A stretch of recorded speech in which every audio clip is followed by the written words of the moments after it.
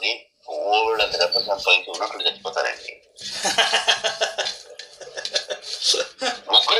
ఉగ్రం చేస్తే వచ్చే ప్రాబ్లమ్స్ అవి. మీ కోరిక తీరుతుంది, కానీ దాన్ని అనుభవించే యోగం ఉండదు.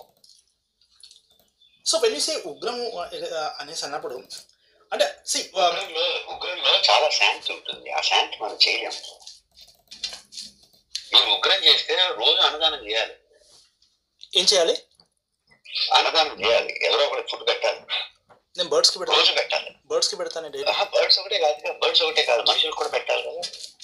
అది బర్డ్స్ కి పెట్టేటువంటి చిన్న సింపుల్ టెక్నిక్ సరిపోదు. అది బర్డ్స్ పెట్టండి, సరిపోదు.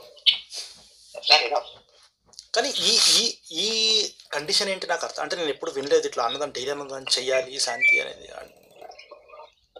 ఎన్ని ఉగ్రం చేసినప్పుడు ఇప్పుడు పెద్ద స్వామీజీలు వాళ్ళందరూ బోల్డ్ అన్నదానాలు ఎందుకు చేస్తారు? వాళ్ళ దగ్గర డబ్బులు ఉన్నాయని చేయరు. వాళ్ళు చేసేటటువంటి ప్రక్రియల్ని వాళ్ళు రిస్ట్రిక్ట్ చేయాలి. ఎందుకంటే అంత ఎనర్జీ లెవెల్స్ మనం కన్జ్యూమ్ చేసుకునే ఎనర్జీ లెవెల్స్ కాదు.